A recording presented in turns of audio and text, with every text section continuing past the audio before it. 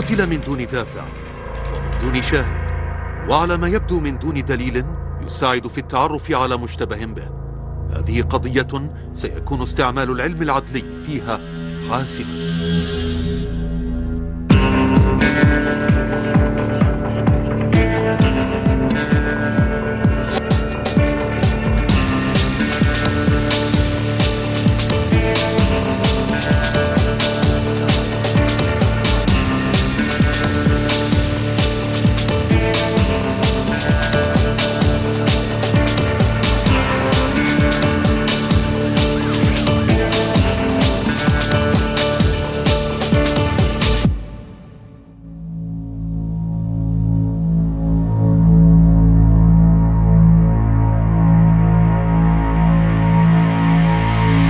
كان هذا المكان مسرح جريمة قتل ارتكبت في ليلة هادئة.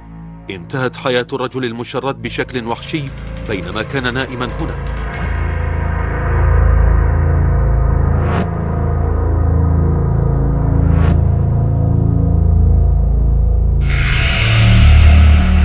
كانت أحدث جريمة من سلسلة جرائم قتل نفذت ضد أناس مسالمين يجوبون الشوارع، وتنقص معظمهم سبل الدفاع عن أنفسهم ضد الاعتداءات.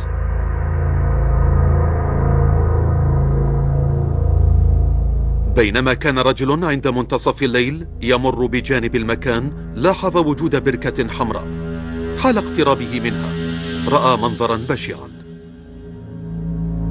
إنه رجل مشوه ينزف بشدة. حنجرته مقطوعة ورأسه مهشم. أصيب بالهلع. لم يعرف إن كان الرجل حيا أم ميتا. اتصل عابر السبيل بالطوارئ من هاتفه الخلوي. الطوارئ. إنه ينزف. إنه فاقد للوعي تماما. ما زال ينزف حتى الآن. من أين ينزف؟ هل بإمكانك أن تخبرنا؟ أعتقد من رأسه.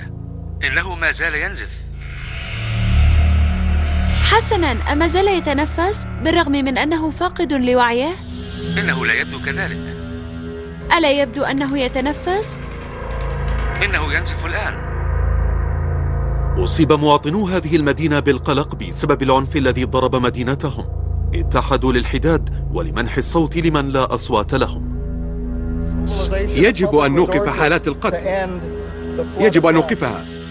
كانت هذه فترة مرت على تورنتو حيث قتل فيها عدد من المشردين خلال شهر. كان هناك قلق كبير، وكانت هناك ردود فعل من قبل أجهزة الإعلام. أدى ذلك النداء إلى تحقيق حافل بالأحداث تطلب مواهب الشرطة والمحققين والعلماء.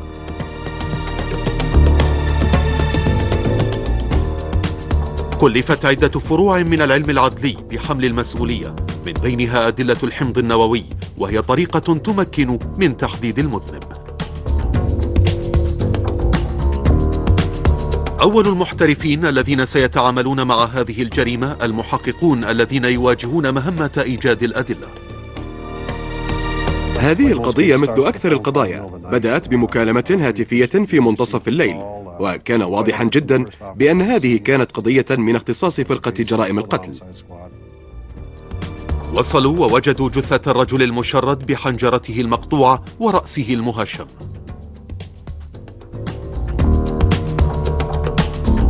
كان ممددا وسط بركة من الدماء. يبدو من منظره أنه لم تتسنى له فرصة النجاة من الهجوم. كان رجلا يعيش حياة طبيعية في محافظة أخرى. كان يشغل وظيفة واهتم بعائلته، وعندما ماتت أمه بدأ بالتدهور عقليا على ما يبدو، وانتهى به المطاف في أونتاريو والعيش في شوارعها مشردا. تمت إحاطة الموقع بطوق أمني حال وصول فريق التحقيق. فحصوا مسرح الجريمة ورأوا على الفور صخرة كبيرة مغطاة بالدم بجانب رأس الضحية. إنها من أدوات القتل. تجولوا حول المكان وتفحصوا المناطق المجاورة بدقة. لاحظوا في هذه الحديقة العامة فجوة بين صف من الصخور. تلك الصخرة أخذت من هنا، خلعت من مكانها ثم حملت إلى المكان واستخدمت في القتل. التقطت الصخرة بعناية فائقة من قبل المحقق لاري هيكس. التقطت الصخرة مرتديا القفازات ووضعتها في صندوق كرتوني، ولأنها كانت وسط بركة من دم الرجل كانت الصخرة مبللة بالدم تماما واحتاجت إلى التهوية كي تجف. ثم وضعت الصندوق في مركبتي وتركتها لفترة من الوقت لتجف هناك. السكين التي استعملت في قطع حنجرة الضحية لم تكن موجودة في أي مكان. قلة المعلومات التي وجدها المحققون ستجعل القضية صعبة. من الصعب التعرف على مشتبه به. مع إيجاد سلاح واحد من أسلحة الجريمة فقط وانعدام وجود شهود، تبدو قضية يصعب حل لغزها. لا يجب إهمال أي دليل. لا يجب أن يترك حجر دون أن يقلب.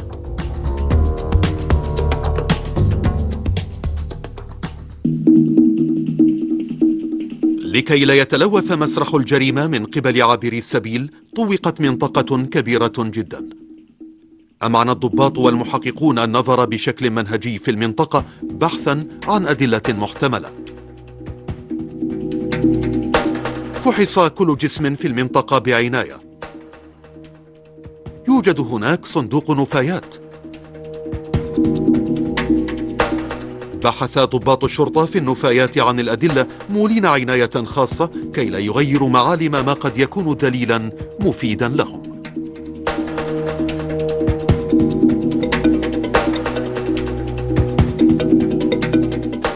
من الملاحظ في هذه القضية أنها كانت منطقة غالبا ما تردد المشردون عليها، وأيضا هناك عدد من السكارى بسبب الفضلات الموجودة هناك. الأجسام التي وجدت حول الموقع قد تحمل بصمات الأصابع التي تستعمل في المحكمة لإثبات وجود مشتبه به في مسرح الجريمة. كل جسم في المكان فحص بدقة، وفي النهاية غبر لرفع بصمات الأصابع عنه. أخذت الصخرة الكبيرة المغطاة بالدم لإجراء فحص أدق. انتبه المحققون أيضا إلى المتفرجين، ربما رأى أحدهم شيئا قد يكون مفيدا. يجلس بعض الرجال المشردين في مكان قريب يراقبون الشرطة تمارس واجبها. يتصرف أحدهم بغرابة.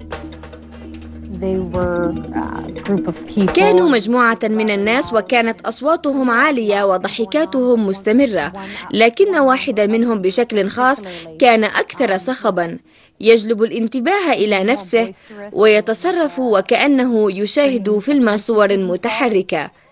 كان يفعل ذلك بدل أن يراقب مسرح جريمة القتل. هذا شخص غريب الأطوار وهو الأعلى صوتا في المجموعة، لذا يجب أن يستجوب. أهناك مشكلة؟ الضابطة فايدن شوك اقتربت من المجموعة وتحدثت مع الرجل موضع التساؤل. معك هوية؟ إنه إجراء روتيني للتحقق من هوية الأشخاص المتسكعين حول مسرح الجريمة. سألته بضعة أسئلة وطلبت النظر داخل الحقيبة التي يحملها. هل لديك مانع إذا نظرت داخل حقيبتك؟ لحظة واحدة. من الواضح أنه كان محرجا بخصوص ما كان في داخلها وطلب مني أن أكون متكتمة حولها، لذلك ابتعدنا عن الناس لكي أتمكن من إلقاء نظرة عليها. وافقت على طلب الرجل وبدأت بجرد محتويات الحقيبة. لا مانع لديك؟ أبدا. وجدت ملابس وأحذية نسائية. الأحذية كبيرة. نظرت إلى الأسفل ولاحظت بأن قدميه كبيرتان، كما أن الملابس كبيرة جدا. اعترف بأنه ممن يرتدون ملابس الجنسين. إنه رجل يرتدي ملابس النساء. حين رأيت ممتلكاته وسمعت تعليقاته شعرت بالاشمئزاز منه. إنه شعور نتحدث عنه نحن ضباط الشرطة فيما بيننا. كنت أعرف أن هناك شيئا خاطئا. كان يجب أن أتأكد أكثر. ذلك ما كان أساساً يدور في مخيلتي حينها. موجهة بذلك الشعور الغريب كتبت وصفاً دقيقاً للرجل وسلوكه ومحتويات حقيبته. على الرغم من تصرفه الشاذ وحدسها القوي حول وجوده في مسرح الجريمة، إلا أنها لا تملك دليلاً على تورطه بها. بالرغم من ترددها يجب أن تسمح له بالذهاب.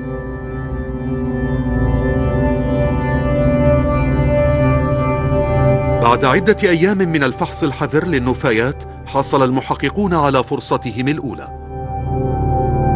قطعة من اللغز سقطت في مكانها الصحيح. وجد كيس بلاستيكي في صندوق النفاية قرب موقع الجريمة. رفعت عنه بصمات الأصابع.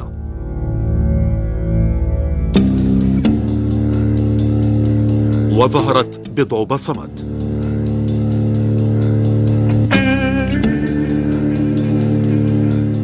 تم تحديدها وعرفت. جهزت البصمات لتحلل من قبل الاختصاصيين بمساعدة برنامج كمبيوتر. تمثل هذه الخطوط الحواف الموجودة على أطراف أصابعنا كلنا. يستعمل خبير الطب العدلي برنامجا خاصا يدعى إيفس لتشفير بصمات الأصابع التي توجد في مسرح الجريمة ومقارنتها بقاعدة بيانات بصمات أصابع المجرمين المعروفين. تحدد الخصائص التي تجعل هذه الطبعة فريدة. باستخدام تلك الخصائص يتم البحث في قاعدة بيانات الكمبيوتر لاستخراج التطابقات. يجب على الاختصاصي أن يقرر إن كانت بصمة الأصابع مماثلة لأي من البصمات التي أشار إليها الكمبيوتر. في هذه القضية البصمات التي وجدت على الكيس تعود لرجل اسمه داريل رودني.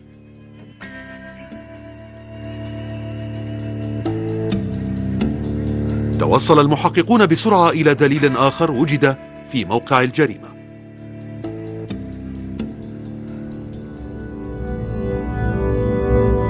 بين بصمات الأصابع التي جمعت من موقع الجريمة كانت إحدى البصمات تعود لنفس الشخص داريل رودني.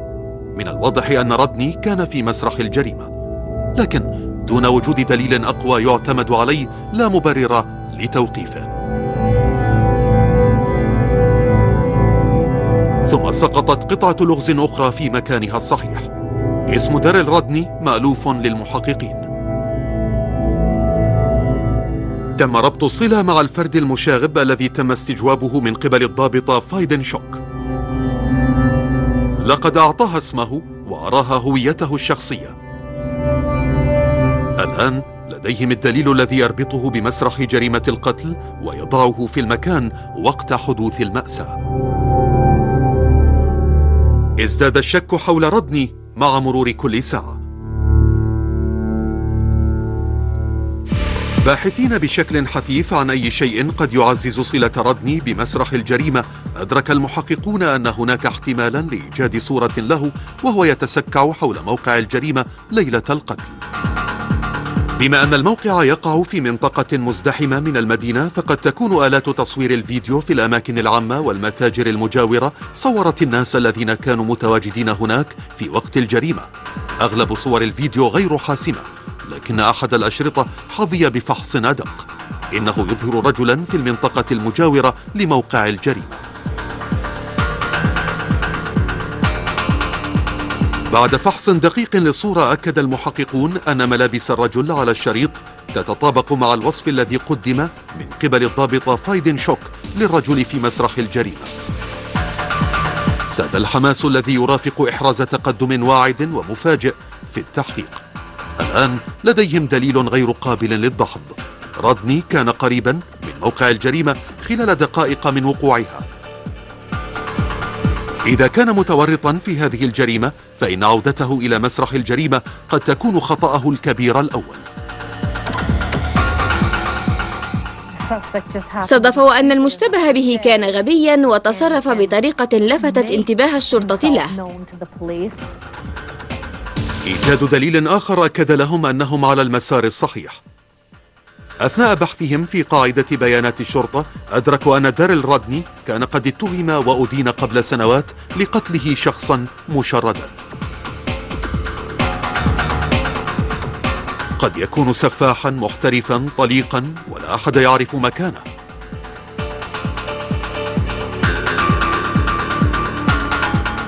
نشر المحققون صوره في أرجاء المدينة على أمل أن يراه شخص ما، لكن المدينة ضخمة، هناك أماكن لا تحصى يمكن لهارب من العدالة أن يختفي فيها، وربما أصبح بعيدا جدا عن مسرح الجريمة. نسبة احتمال إيجاده متدنية. دون وجود مشتبه به معتقل قد لا يأتي التحقيق بأي نتيجة.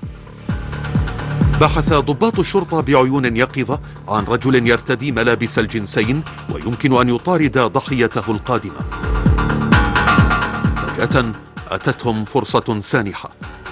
اقترب ضابط في مناوبته الصباحية من رجلين مشردين، أحدهما قلق وعصبي جدا. أدرك مندهشا بأنه الرجل الذي يبحث عنه.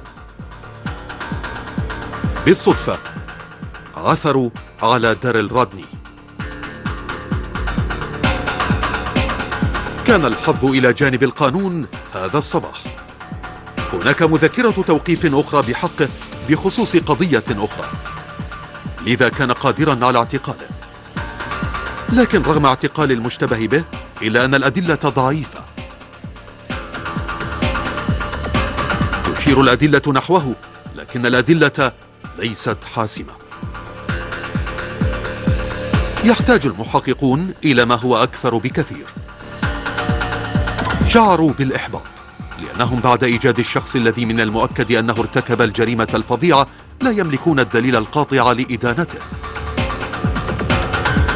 يحاولون إيجاد البرهان القاطع غير القابل للدحض والذي سيضع رادني خلف القضبان لمنعه من القتل ثانية. أملهم الآن أن يزودهم دليل الحمض النووي بالدليل القاطع على أنه القاتل. الدليل القاطع الوحيد سيكون الحمض النووي، إنه توقيع رادني الوراثي الخاص. لإدانة داريل رادني سيسعى المحققون إلى إيجاد قطرة من دم الضحية عليه أو حتى شعرة من الضحية.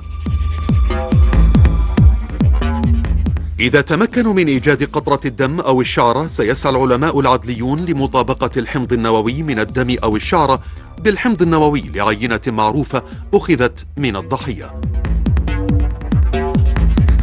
هذا سيزود المحققين بدليل غير قابل للدحض. قطرة واحدة من الدم تساوي 100 شاهد عيان. قد يبالغ الشهود في قصتهم وقد يغيرون وجهات نظرهم، وبذلك لا يمكن الوثوق بهم، لكن الحمض النووي يبقى حمضا نوويا وهذا لا يتغير. الحمض النووي الDNA هو أساس تكوين كل إنسان.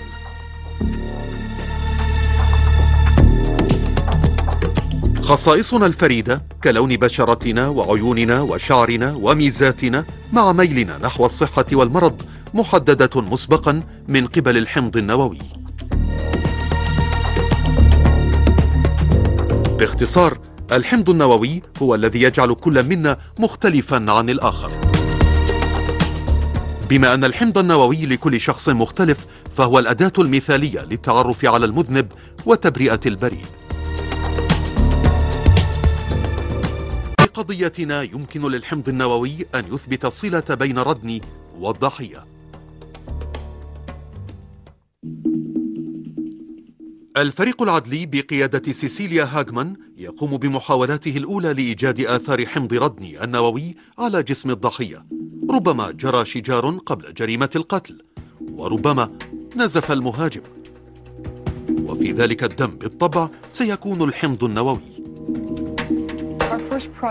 كانت أولويتنا النظر إلى قصاصات من أظفار الميت، لأنه من المحتمل في حالة حدوث صراع أن يكون الميت قد خدش المشتبه به، وإذا كان الحال هكذا سيكون حمض الشخص النووي تحت أظفاره.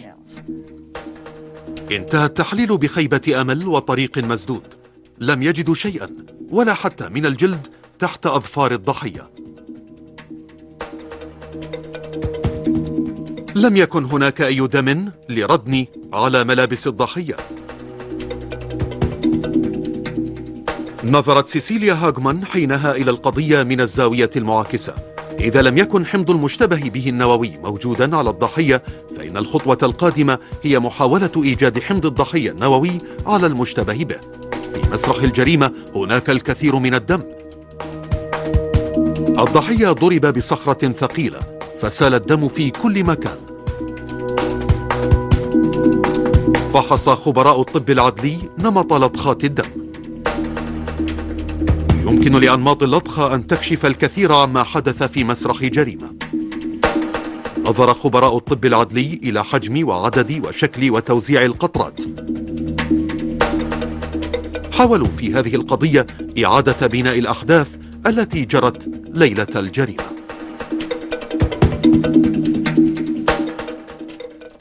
كان هناك دم على شكل لطخات، مما يعني أنه كان هناك تحرك في مسرح الجريمة. كانت هناك لطخة دم كبيرة على سقف موقع الجريمة، والكثير من الدم على الأرضية. وجود الكثير من الدم في مسرح الجريمة جلب الأمل من جديد لفريق التحقيق. حين يكون الدم أكثر في موقع الجريمة، ذلك يعني أن هناك الكثير من الدم على ملابس المشتبه به.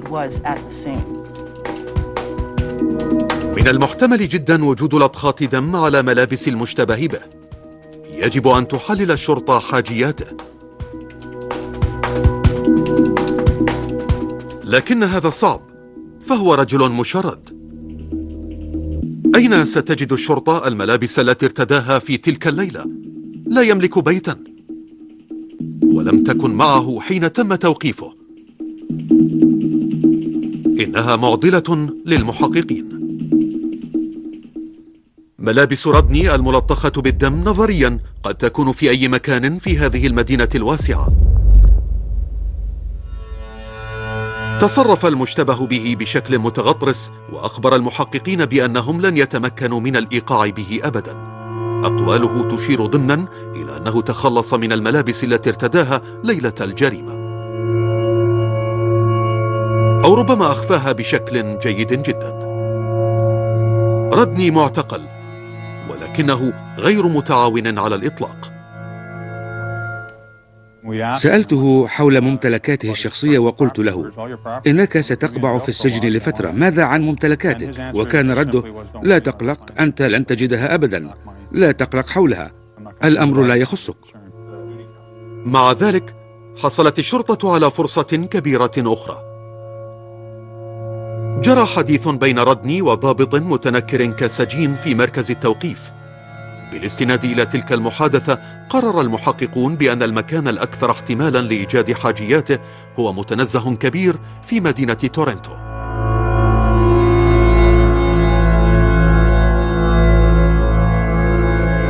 معرفتهم لحقيقة أنه كان يحمل حقيبة ليلة الجريمة جعلتهم يركزون كل آمالهم على إيجاد الحقيبة. قرروا إجراء بحث منهجي واسع في المتنزه. قد يحدث هذا في المسلسلات، ولكن نادرا ما يحدث في الحياة الحقيقية. لزيادة فرص النجاح أرسلت مجموعة بحث كبيرة من 35 ضابطا. صدرت إليهم الأوامر لتمشيط المتنزه من السياج إلى السياج. فتشت كل زاوية وكل فتحة وبقعة مظلمة.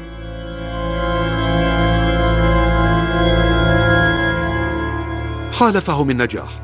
وجدوا كيسا بلاستيكيا مخفيا بشكل جيد جدا تحت بعض النباتات، داخله الحقيبة التي كان الضباط يبحثون عنها. رغم كل العقبات ومع تضاؤل الفرص، وجدوا حقيبة ردني. كانت الحقيبة داخل الكيس البلاستيكي، وقد رأت الشرطية فايدنشوك محتوياتها، وخصوصا الأحذية والملابس النسائية ليلة استجوابها لردني في مسرح الجريمة.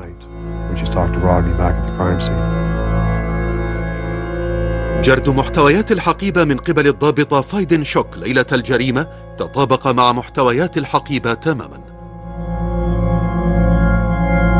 لكن الحقيبة لن تساوي شيئا إذا لم يكن دم الضحية موجودا على محتوياتها. غياب الدم يعني غياب الحمض النووي، وغياب الحمض النووي يعني عدم الإدانة. بعد إيجاد حقيبة المشتبه به، بدأ البحث عن الحمض النووي على محتويات الحقيبة. يجب أن يعالجوها بعناية فائقة كي لا يفسدوا الآثار الهشة جدا للحمض النووي الذي يبحث عنه المحققون. إذا جرى أي نقل للحمض النووي يجب أن تكون حذرا جدا كي لا يختلط ويتلوث بالأشياء الأخرى أو حتى بحمضنا النووي. البحث عن الحمض النووي سيقوم به قسم العلم العدلي لشرطة تورنتو الخبيرة.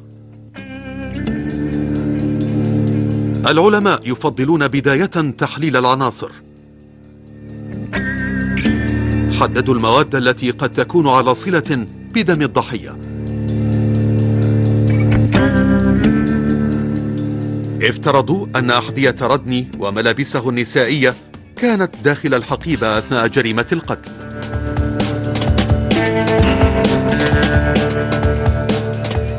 ملابسه الخارجية، معطفه وبنطاله وجزمته ستخضع للفحص الدقيق. فحصت كل المواد بحثا عن بقع مريبة. بحث العلماء العدليون بشكل خاص عن بقع مائلة إلى اللون البني والتي قد تكون دما جافا. إذا عثر على بقعة مماثلة يجب أن يقرروا إن كانت بقعة دم.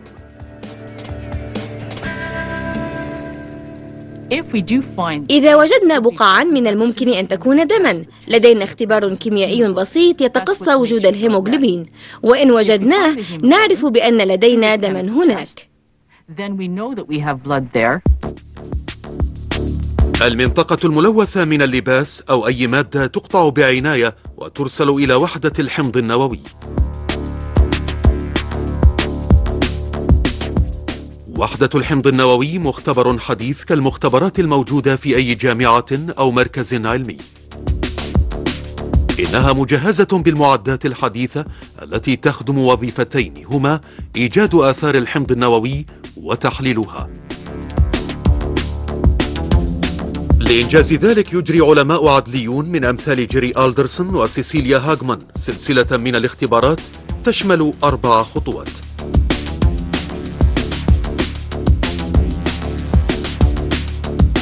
الخطوة الأولى الاستخلاص. الهدف هو استخلاص الحمض النووي من الدم أو المواد الجسدية الأخرى كالجلد والشعر. عملية الاستخلاص حساسة.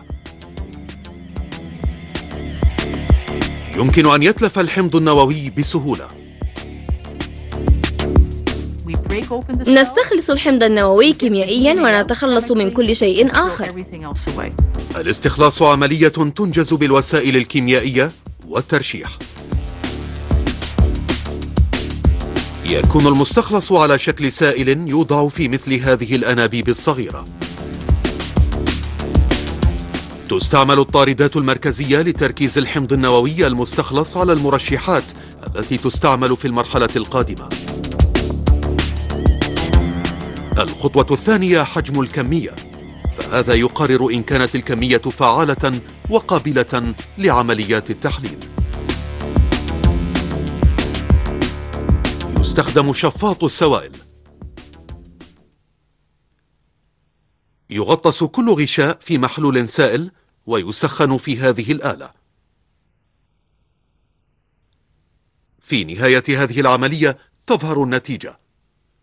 نعم، هناك حمض نووي في هذه العينة، أو لا، ليس هناك حمض نووي. إذا لم يعثر على شيء في أي من العينات، ينتقل الاختصاصيون العدليون إلى اللطخة المحتملة القادمة. تبدو اللطخات البنية على جزمة المشتبه به واعدة. الخبراء الذين رأوا وقيموا بقعا لا تحصى مقتنعون بأن البقعة على جزمة ردني هي بقع دم. لاحظنا على تلك الجزمة ما بدا أنه دم. كانت هناك لطخة حمراء تدعو إلى التفاؤل. كانت مرحلة واعدة في التحقيق، حيث تعتقد بأن الأشياء بدأت تتحول لصالحك. كنت متأكدا أن هناك بعض لطخات من الدم على الجزمة من النظر إليها فقط. اعتقدت بأن ذلك هو دليلنا في القضية. إذا وجدنا دم الضحية على جزمته سينتهي كل شيء وسنعرف الجاني. لكن نتائج تحليل لطخات الجزمة مخيبة للآمال أيضا. ظهرت النتيجة المؤكدة بسرعة ووضوح. لا تحتوي البقع على الهيموغلوبين. إنها ليست بقع دم. المعطف والملابس الداخلية والجزمة والحقيبة ما زالت خاضعة للبحث عن بقع الدم. النتيجة: لا تخلو الجزمة فقط من الحمض النووي. حمض الضحية النووي لا يوجد على أي من ملابس المشتبه به. عندما كانت النتيجة أنه ليس دما، تحطمت معنوياتنا وشعرنا باليأس، متراجعين إلى الوراء في تحقيقنا. يبدو وكأنه لا أمل في إيجاد دليل الحمض النووي الذي سيربط ردني بشكل حاسم بالجريمة. الشرطة مقتنعة بأنه القاتل، ولكن من دون دليل مؤكد. على أي حال، من المستحيل تجنب إطلاق سراحه. هذا ما أزعج الشرطة أكثر من أي شيء. إن كان هو القاتل فهناك خطر كبير. عندما يطلق سراحه قد يرتكب جريمة قتل أخرى. بدت القضية وكأنها ستفلت من بين أصابعهم. بول ماكديرموت المحامي المسؤول عن الادعاء في قضية داريل رادني. قام المحققون بكل ما يمكن، لكن لم تبدو لي قضية متينة.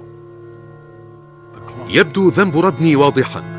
المحققون مستعدون لتجربة أي شيء قد يزودهم بالمعلومات التي يمكن أن تبقي المشتبه به خلف القضبان.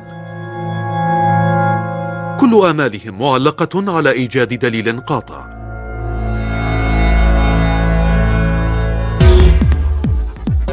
في صراع مسعور وراء الأدلة، فحصت كل قطعة ملابس بحثا عن أي شيء من الحمض النووي قد يستعمل لتجريم ردني في المحكمة.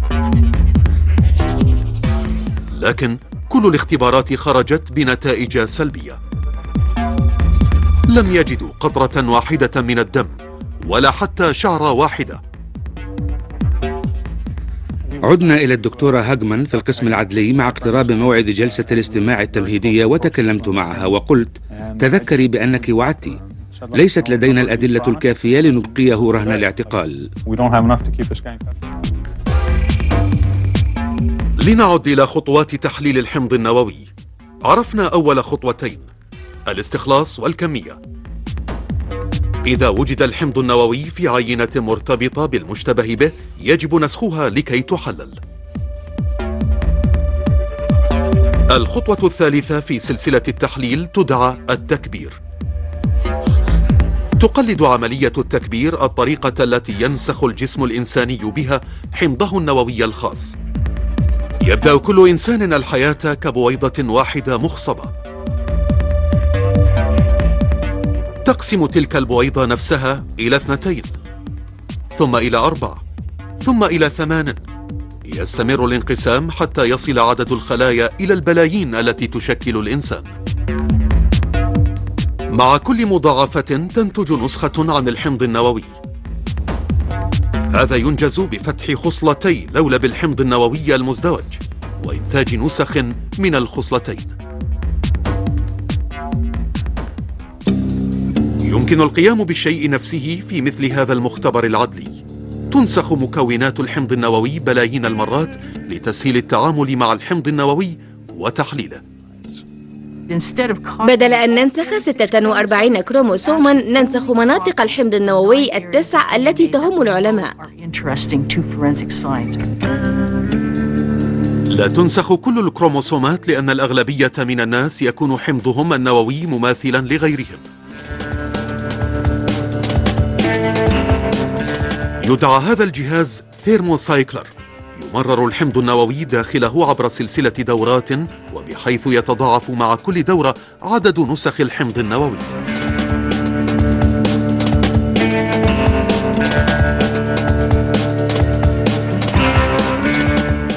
الخطوة الرابعة تدعى الفصل. أجزاء الحمض النووي تتفاوت في الحجم. الاختلافات فريدة، لا تتوفر في شخصين. لقياس الاختلافات يوضع الحمض النووي في جهاز يدعى محلل القطع المنفصلة. داخل الجهاز يتم تمرير تيار كهربائي إلى الهلام. تسحب الصدمة الكهربائية الدقيقة عينة من الحمض النووي عبر الهلام. تنقل العينة إلى صفيحة رقيقة من النايلون، وتوضع على صفيحة فيلم الأشعة السينية، حيث تتولد صور. تلك الصورة التي تدعى لمحة جانبية تبدو على نمط حلقات. إنها تشبه رمز السلع الإلكتروني الباركود الموجود على كثير من المنتجات. ثم يقارن العالم رموز الباركود، الرموز التي تولدت من الدم الذي وجد على ملابس المشتبه به مثلا تقارن بالرموز التي تولدت من عينة دم الضحية المعروف. إذا تطابقت يتأكد أن العينتين أتتا من نفس الشخص، مما يعني أن المشتبه به كان قد لمس الضحية. لكن في قضيتنا هذه ولمطابقة الرموز تحتاج الشرطة والعلماء أولا لإيجاد لطخات الدم على ملابس رادني. رغم كل محاولاتهم لم يستطيعوا إيجاد بقعة واحدة. لقد اقترب موعد المحاكمة. خطرت فكرة للمحققين قد تنقذ موقفهم. دليل مهمل واحد قد يساعد في إثبات ذنب رادني. الصخرة التي استعملت لسحق جمجمة الرجل المشرد كانت مغطاة بدم الضحية، لكن ربما هناك أيضا أثر من حمض القاتل النووي. إنه احتمال ضئيل، لكنه الأمل الأخير والوحيد للشرطة كي تثبت دور رادني في قضية القتل. من المحتمل لشخص ما أن يترك أثر حمضه النووي هناك، لكنني لا أتوقع ذلك دائما. حتى لو وجدوا قطعة صغيرة من جلد المشتبه به على الصخرة أو حتى نقطة من دمه، عندها كلمة مشتبه به ستكون كلمة خاطئة، فالقاتل هو الوصف الصحيح له. بمعنى آخر، غياب مثل هذا الدليل يمكن أن يقضي على القضية كلها. مع اقتراب موعد المحاكمة باتت الحاجة لدليل أقوى ضرورية. على الرغم من شدة قناعة المحققين بأن رادني هو قاتل الرجل المشرد، إلا أن الدليل ضعيف.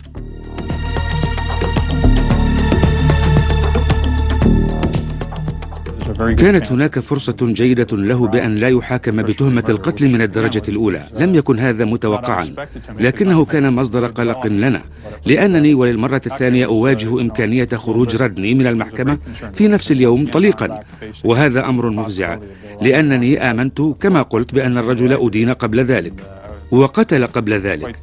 أعتقد بأنه متورط في هذه الجريمة ويمكن أن يقتل ثانية. الأمل الأخير هو إيجاد قطعة جلد أو قطرة دم على الصخرة. بعناية وبشكل منهجي فحص خبراء الطب الشرعي الصخرة المغطاة بدم الضحية. الصخرة التي تزن 10 كيلوغرامات كانت مغروزة في التربة، لابد وأنها احتاجت بعض الجهد لرفعها واستخدامها. لإزالة الصخرة لابد من استعمال قدر لا بأس به من القوة. من المحتمل أن هذا سبب بعض الخدوش في يديه. كنا نبحث عن الخلايا الجلدية على تلك الصخرة. عندما نجد شيئا يعود لشخص ما، نستطيع أن نجد حمضه النووي. كان يمكن لحواف الصخرة الخشنة أن تكشط بعضا من جلد القاتل. زواياها وحوافها الأخشن هي البقع الأكثر احتمالا لإيجاد حمض القاتل النووي. مسح العلماء العدليون وكشطوا الصخرة بحثا عن تلك القطعة الصغيرة جدا من الجلد التي ستجعل كل جهودهم مثمرة. لكن بعد اكتمال التحليل النتائج سلبية. لم يجدوا الجلد. الحمض النووي الوحيد الموجود على الصخرة يعود للضحية. هذه أخبار مدمرة لكل العاملين في هذه القضية. بقي أن ننظر إلى 60 أو 70 عقب سيجارة على أرضية موقع الجريمة، رغم أن ذلك يمكن ألا يفيدنا. الوضع ميؤوس منه. بدا الأمر غير معقول. كرس ما تبقى من الوقت لتحليل أعقاب السجائر التي يمكن أن تؤدي إلى نتائج ضعيفة لا تفيد هذه القضية كثيرا.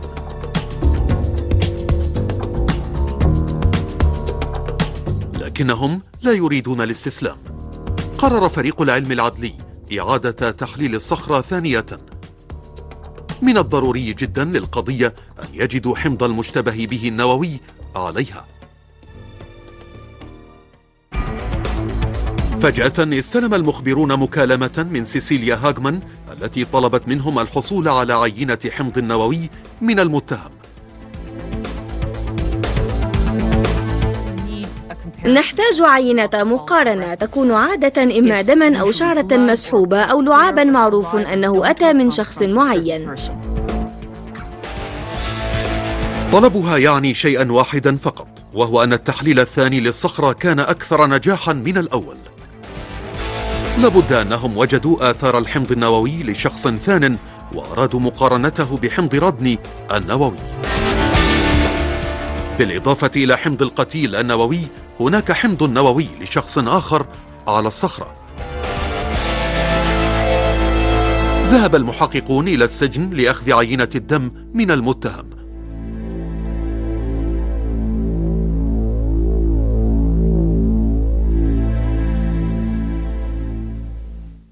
عملية مقارنة الحمض النووي والتعريف أسرع إلى حد كبير من الماضي بسبب أداة رائدة جديدة، وهذا يخدم قضيتنا هذه.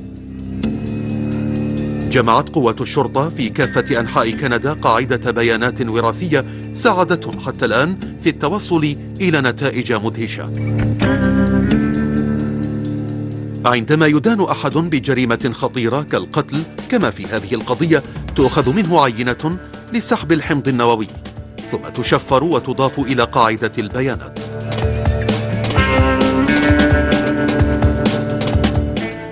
بنك معلومات الحمض النووي الوطني إضافة جديدة لأدوات خدمة الشرطة. يساعد بنك المعلومات ضباط الشرطة على حل القضايا التي لا يوجد فيها مشتبه به. الهدف تسريع سير التحقيقات لربط مواقع الجريمة بسرعة، وللربط بسرعة بين مجرم معروف مع مسرح الجريمة، وأيضا في القضايا النادرة للمساعدة في معرفة قتلة محترفين من أمثال داريل رادني. تم إدخال لمحة عن حمضه النووي إلى بنك المعلومات الوطني. إن وجد توقيعه الوراثي في موقع جريمة غامضة لم يتم حلها، ستكون المطابقة الآن آنية. وإن كان مرتبطا بجريمة أخرى فهذا أمر من السهل معرفته. قاعدة البيانات مثال ممتاز لجمع كفاءة العلم الوراثي وقوة الكمبيوتر. تنفذ عملية أخذ العينة بطريقة بسيطة جدا وحسب معايير قياسية محددة. جمعت عدة أدوات خاصة من قبل السلطات المسؤولة عن بنك المعلومات، والتي يجب أن تستعمل من قبل كل شخص يؤدي مهمة جمع العينة. الطريقة الأولى هي سحب بضع شعرات من الرأس.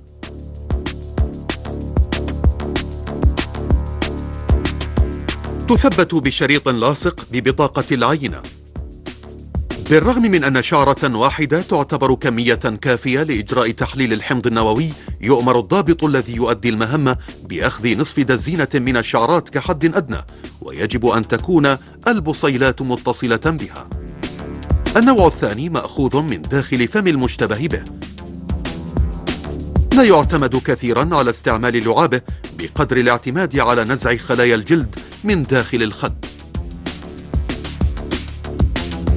تؤخذ العينة من الفم وتوضع على بطاقة العينة.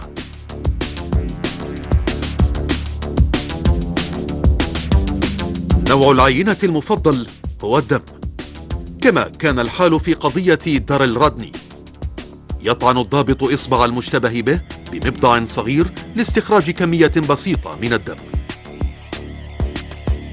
في كل القضايا يجب على الشخص الذي يؤدي المهمة أن يرتدي الكمامة والقفازات لمنع تلوث العينة.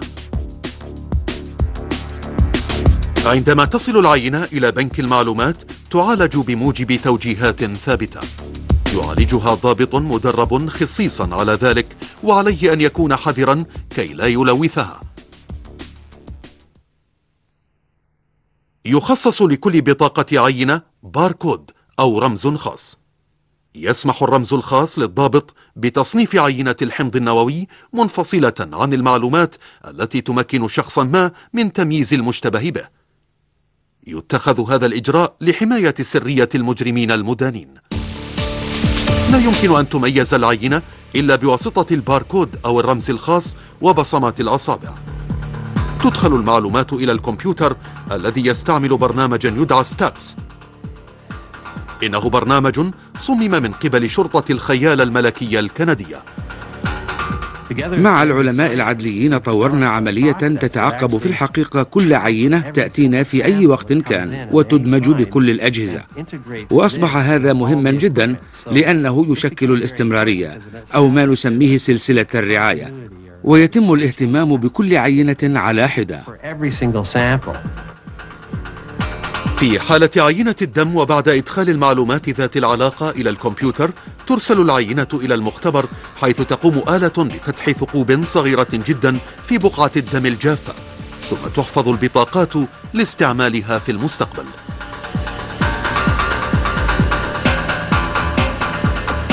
من الأقراص الورقية الصغيرة التي حصلوا عليها من خلال عملية التثقيب، يستخلص الحمض النووي من خلال سلسلة عمليات تتضمن استعمال الروبوت. بعد ذلك تحول صورة لمحة الحمض النووي إلى معلومات رقمية يمكن أن تعالج وتقارن ببرنامج آخر يدعى كودس. طور برنامج كودس في مكتب التحقيقات الفيدرالي ووزع على قوات الشرطة في العالم. دليل يؤكد الحاجة لمثل هذه الأداة. ما لدينا طريقة رائعة في مقارنة الحمض النووي، وهي تؤدى بطريقة موحدة ومنتظمة مع كودس. بشكلها الخام، البيانات المخزنة في ملف كودس لا تعني أي شيء. إنها مجرد سلسلة أرقام تمثل لمحة حمض نووي. إنها أعداد ترتبط بباركود، وذلك الباركود يمثل مجرما معينا. لا يخزن كودس المعلومات الشخصية التي يمكن التعرف بواسطتها على المصدر الذي أتى منه الحمض النووي، ما يقوم بعمله وبسرعة فائقة وبنجاعة تحديد التطابق بين أي مدخلين. لو كان النظام مستخدما أثناء قضية داريل رادني لربما كان سيسرع التحقيق إلى حد كبير. على الرغم من هذا، جاءت بعض الأخبار الجيدة من المختبر العدلي. هذه القضية كانت أشبه بمسلسل تلفزيوني. بينما كانت تنظر القضية في المحكمة، عادت النتائج من مركز العلوم العدلية. تطابقت العينة التي أخذت من المتهم مع تلك التي أخذت من الصخرة. قلت إن هذه حلقة الوصل التي يمكن أن تستعمل من قبل الشرطة في القضية. هناك فقط فرصة واحدة من 100 مليون فرصة يمكن أن تتطابق فيها عينة من عينتين من الحمض النووي كما تطابقت في قسم العلم العدلي.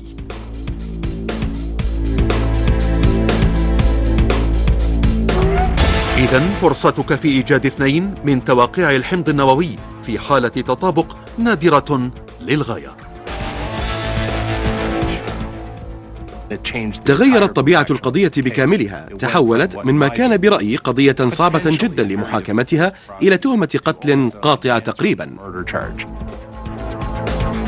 قل التوتر فجأة. الحمض النووي الذي وجد على الصخرة كان لردني، وعليه أن يمثل أمام المحكمة العليا. اتهم بالقتل من الدرجة الأولى، أدين لاحقا بتلك التهمة، وسيبقى في السجن لوقت طويل جدا.